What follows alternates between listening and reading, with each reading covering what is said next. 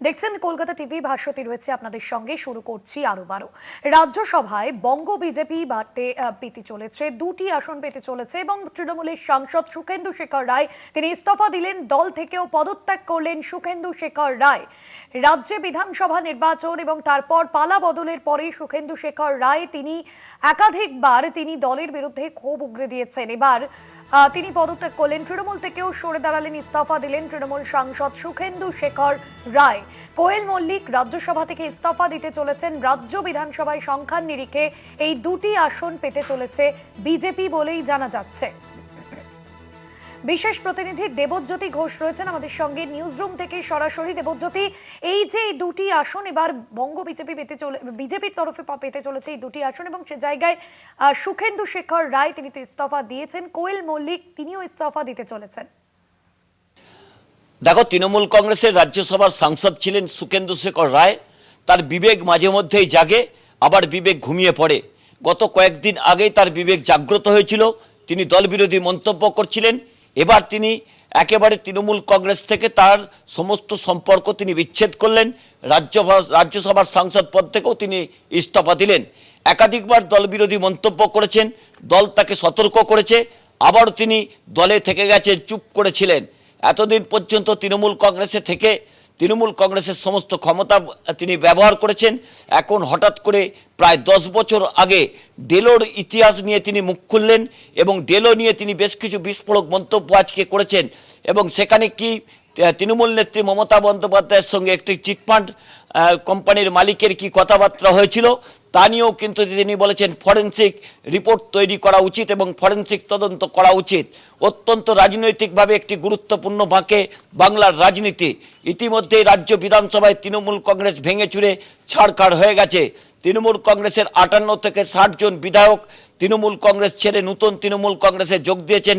ঋতব্রত বন্দ্যোপাধ্যায় বিরোধী দলনেতা হয়েছেন। সেই 58 জন বিধায়ক মনে করেছেন যে শোভনদেব চট্টোপাধ্যায়ের চেয়ে গুরুত্বপূর্ণ হচ্ছে ঋতব্রত বন্দ্যোপাধ্যায়। তাই ঋতব্রত বন্দ্যোপাধ্যায়ের সঙ্গ নিয়ে তারা বিরোধী দলনেতা করেছেন ঋতব্রত বন্দ্যোপাধ্যায়কে।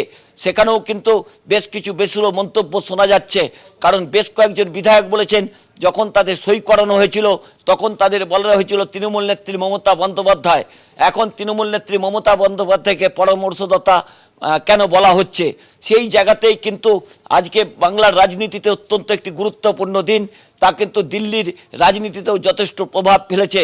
তৃণমূল কংগ্রেসের রাজ্যসভার সাংসদ সুখেন্দু শেখর রায় পদত্যাগ করেছেন। বেশ কিছু মন্তব্য সংবাদ মাধ্যমের সামনে তিনি করেছেন। সূত্র মারফত জানা যাচ্ছে কোয়েল মল্লিক তিনিও কিন্তু পদত্যাগ করতে পারেন রাজ্যসভার সাংসদ পদ থেকে। অর্থাৎ দুজন সাংসদ তৃণমূল কংগ্রেসের কমতে পারে, অর্থাৎ 12 জন তৃণমূল কংগ্রেসের সাংসদ রয়েছে। অন্যদিকে লোকসভাতেও কিন্তু তৃণমূল কংগ্রেসের কয়েকজন সাংসদ নাকি ভারতীয় জনতা পার্টির দিকে পা বাড়িয়ে রয়েছে। সেখানে নাকি দ্বৈত ভূমিকায় অবলম্বন করছেন বারাসাতের সাংসদ কাকলি ঘোষ দস্তিদার। তবে এখন দেখার 2/3 মেজরিটি নিয়ে তৃণমূল কংগ্রেসের সাংসদদের তিনি ভাঙিয়ে আনতে পারেন কিনা, সেই জায়গাতে গত কয়েকদিন ধরেই একটা জটিলতা চলছে। সেক্ষেত্রে 19 জন সাংসদকে ভাঙাতে পারলেই তবে কিন্তু মূল তৃণমূল হতে পারবেন কাকলি ঘোষ দস্তিদার। সেই রকম একটি রাজনৈতিক পরিস্থিতিতে বাংলার রাজনীতি যেমন চর্চার বিষয়, তেমনি কিন্তু দিল্লির রাজনীতিও চর্চার বিষয় হয়েছে। কারণ রাজ্যের প্রাক্তন মুখ্যমন্ত্রী মমতা বন্দ্যোপাধ্যায়, অভিষেক বন্দ্যোপাধ্যায় তারা দিল্লিতে রয়েছেন। তাদের সঙ্গে নাকি আজকে কোয়েল মল্লিকের সকালে কথাবার্তা হয়েছে, তার পরিবারের সঙ্গেও নাকি কথাবার্তা হয়েছে। তিনি নাকি তৃণমূল কংগ্রেসে থাকবেন বলে কথা দিয়েছেন, সূত্র মারফত জানা যাচ্ছে। সেই জায়গাতে তৃণমূল কংগ্রেসের আগামী ভবিষ্যৎ কী হবে আগামী কয়েক ঘন্টাতেই তা ঠিক হবে। কারণ ইতিমধ্যেই রাজ্যসভার চেয়ারম্যানের কাছে তার পদত্যাগপত্র পাঠিয়ে দিয়েছেন সুখেন্দু শেখর রায়। সেক্ষেত্রে এখন প্রশ্ন উঠছে, তাহলে কি বাংলা থেকে আরও সাংসদ ভারতীয় জনতা পার্টি রাজ্যসভা থেকে পেতে চলেছে? কারণ সেই রকম সূত্র মারফত জানা যাচ্ছে সুখেন্দু শেখর রায়কে হয়তো ভারতীয় জনতা পার্টি এই শূন্যস্থানে তাকে প্রার্থী করতে পারেন। অর্থাৎ তিনি দলবদল যে করতে চলেছেন তা কিন্তু সময়ের অপেক্ষা। আজকে সুখেন্দু শেখর রায় শুধুমাত্র রাজ্যসভা থেকে পদত্যাগ করেননি, তৃণমূল কংগ্রেসের সঙ্গে সমস্ত সম্পর্ক তিনি ত্যাগ করেছেন। অর্থাৎ কিছুক্ষণ আগে সৌগত রায় কলকাতা টিভিতে যে ফোনে যিনি সাক্ষাৎকারে বলেছেন যে দল যখন সুসময়ে ছিল তখন তারা দলের পক্ষে ছিলেন, এখন দলের অসময় তাই তারা এখন নার্ভ ফেল করছেন, তারা সেক্ষেত্রে নিজেদের দেবজ্যোতি, ঠিক আমরা রাখতে দেখেছিলাম যে এই বিধানসভা নির্বাচনের আগে কোয়েল মল্লিককে রাজ্যসভায় পাঠিয়ে তৃণমূল সুপ্রিমো নেরি মাস্টার স্ট্রোক দিয়েছে। আর কোয়েল মল্লিক তিনিও ইস্তফা দিতে চলেছেন সেই পদ থেকে। এই বিষয়টা বা কি জানা যাচ্ছে, এই পদটা বা কিভাবে দেখা হবে বিজেপির তরফে? দেখো, আগে কিন্তু যেটা নিয়ম ছিল যে 6 মাস না হলে কোনো সাংসদ রাজ্যসভার পদত্যাগ করতে পারেন না। এখন নতুন নিয়ম কিন্তু বেশ কিছু পরিবর্তন হয়েছে। কোয়েল মল্লিক 2 মাস কয়েকদিন মাত্র তিনি তৃণমূল কংগ্রেসের রাজ্যসভার সাংসদ হয়েছেন। সেক্ষেত্রে তিনি পদত্যাগ করবেন কিনা, পদত্যাগ করলে তার অবস্থান কি হবে তা নিয়ে যথেষ্ট চর্চা চলছে। তবে তৃণমূল নেত্রী মমতা বন্দ্যোপাধ্যায়ের সঙ্গে 12-14 জন সাংসদ ইতিমধ্যেই কথাবার্তা বলেছেন, তারা মমতা বন্দ্যোপাধ্যায়ের পাশে রয়েছেন বলে জানিয়েছেন। এখন দেখার মমতা বন্দ্যোপাধ্যায়, অভিষেক বন্দ্যোপাধ্যায়ের উপস্থিতিতে তৃণমূল কংগ্রেস রাজ্যসভা এবং লোকসভাতে ভেঙে ছাড়খাড় হয়ে যায় কিনা, নাকি মমতা বন্দ্যোপাধ্যায় তিনি তার বিধায়ক তার সাংসদদের তিনি দলে রাখতে পারেন। কারণ কলকাতা থেকেও তিনি কিন্তু তার যে বিধানসভার পরিষদীয় দল তাকে তিনি টিকিয়ে রাখতে পারেননি। সেখানে বেশ কিছু গণ্ডগোল হয়েছিল, সই নিয়ে বেশ কিছু গণ্ডগোল হয়েছিল, নকল সই করা হয়েছিল। সেই জায়গাতেই কিন্তু বিধানসভার স্পিকার রথীন্দ্র বসু তিনি কিন্তু ঋতব্রত বন্দ্যোপাধ্যায়কে বিরোধী দলনেতা করে দিয়েছেন। তারা নতুনভাবে চিঠি জমা দিয়েছিলেন। সেই জায়গাতে আগামী কয়েক ঘন্টা অত্যন্ত গুরুত্বপূর্ণ। মমতা বন্দ্যোপাধ্যায়, অভিষেক বন্দ্যোপাধ্যায় দিল্লিতে উপস্থিত রয়েছেন, ইন্ডিয়া জোটের বৈঠকে তারা অংশগ্রহণ করবেন।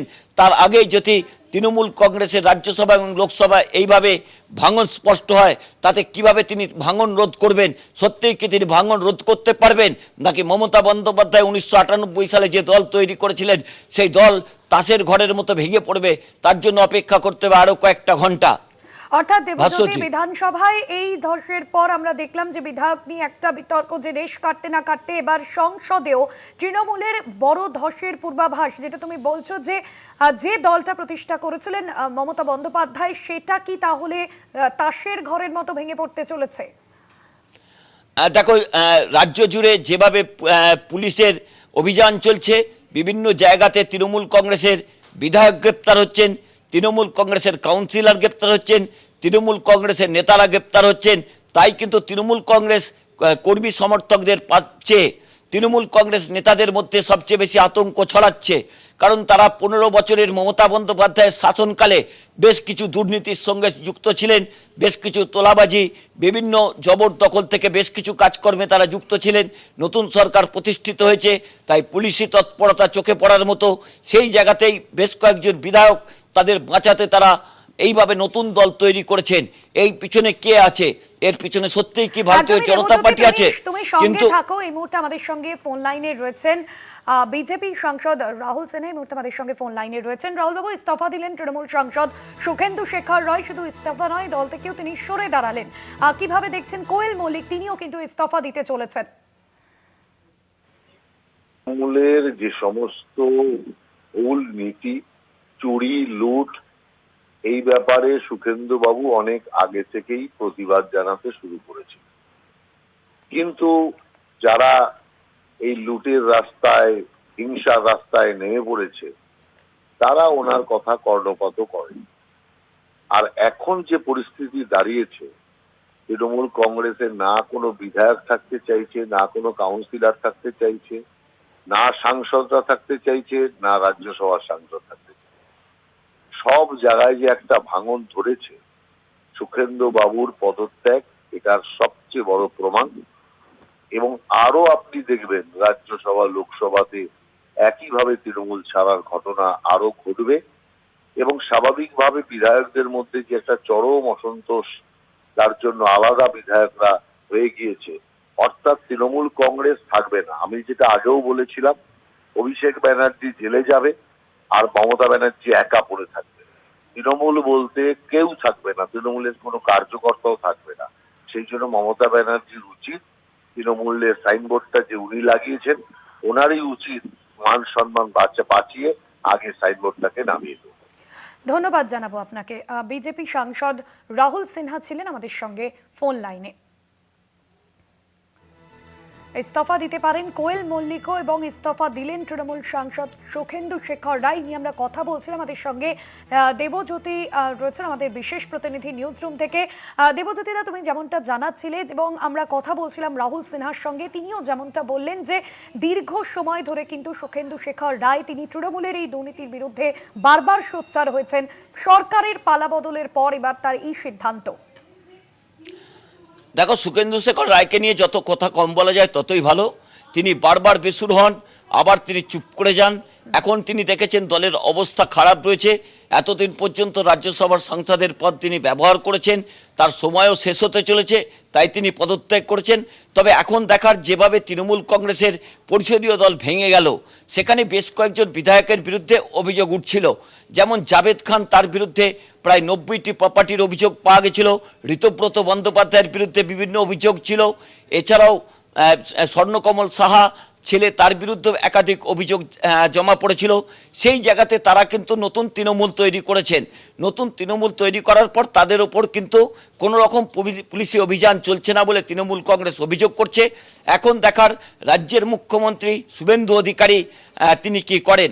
কারণ ইতিমধ্যেই ভারতীয় জনতা পার্টির রাজ্য সভাপতি পরিষ্কার করে জানিয়ে দিয়েছেন, কোনো ঋতব্রত, কোনো পরমব্রত কাউকে তারা তৃণমূল কংগ্রেস থেকে বিজেপিতে নেবেন না। যদিও পরমব্রত বন্দ্যোপাধ্যায় তিনি কিন্তু তৃণমূল কংগ্রেস করতেন না, তিনি একজন চলচ্চিত্র অভিনেতা। সেই জায়গাতে দেখার যে পুলিশি অভিযান চলে কিনা। এখন যেভাবে পদত্যাগের হিড়িক চলছে, তাতে দল তৃণমূল কংগ্রেস কতক্ষণ টিকিয়ে রাখতে পারবেন, তৃণমূল নেত্রী মমতা বন্দ্যোপাধ্যায়, অভিষেক বন্দ্যোপাধ্যায় রাজ্যসভা লোকসভায় তাদের ভাঙন রুখতে পারবে কিনা, তা জানার জন্য অপেক্ষা করতে হবে। অন্যদিক থেকে তৃণমূল কংগ্রেসের যেভাবে নেতা নেত্রীরা গ্রেপ্তার হচ্ছেন, 15 বছরে যেভাবে দুর্নীতির সঙ্গে তারা যুক্ত ছিলেন, যেভাবে তোলাবাজির সঙ্গে যুক্ত ছিলেন, যেভাবে তাদের সম্পত্তি গত 15 বছরে কয়েকশো গুণ বেড়ে গেছে, সেই জায়গাতে তারা কিন্তু আতঙ্কে রয়েছেন। যেভাবে প্রতিদিন ধরপাকড় চলছে, তাতে কেউ কিন্তু খুব একটা সুখে থাকতে পারছেন না। তাই তারা এই দলবদলের সিদ্ধান্ত নিচ্ছেন। তবে তৃণমূল কংগ্রেস বলেছেন যে যারা চলে যাচ্ছেন তারা একসময় তৃণমূল কংগ্রেস থেকে হয়তো চলেই যেতেন, কারণ তৃণমূল কংগ্রেসে তারা ভোগ করতে এসেছেন। তৃণমূল কংগ্রেস থেকে টাকা পয়সা লুট করেছেন, সম্পত্তি বাড়িয়েছেন। তৃণমূল কংগ্রেসের খারাপ সময়, তাই তারা দল ছাড়ছেন। অর্থাৎ মমতা বন্দ্যোপাধ্যায় বলেছেন তার কাছে নেতার কোনো প্রয়োজন নেই, তিনি কর্মীদের নিয়েই তার তৃণমূল কংগ্রেসকে নতুন করে গড়ে তুলবেন। সত্যিই কি সে সময় এসেছে তৃণমূল কংগ্রেসকে, যেভাবে কিছুক্ষণ আগে রাজ্যসভার ভারতীয় জনতা পার্টির সাংসদ রাহুল সিনহা বলছিলেন যে তৃণমূল কংগ্রেস একটা সাইনবোর্ড হয়ে গেছে, মমতা বন্দ্যোপাধ্যায়ের সাইনবোর্ডকে খুলে ফেলা উচিত। সেই মমতা বন্দ্যোপাধ্যায় আবারও কি পারবেন এই 71 বছর বয়সে তার 98 সালে তৈরি করা দলকে আবার সামনে আনতে? দিল্লির অলিতে এই তৃণমূলের যে অস্তিত্ব সংকট, সেটা রুখতে কি অবস্থান নেন তৃণমূল সুপ্রিমো, অবশ্যই আগামী কয়েক ঘন্টা ভীষণভাবে গুরুত্বপূর্ণ। আপাতত ধন্যবাদ জানাবো দেবজ্যোতি, সরাসরি ছিলেন আমাদের সঙ্গে আমাদের বিশেষ প্রতিনিধি দেবজ্যোতি ঘোষ।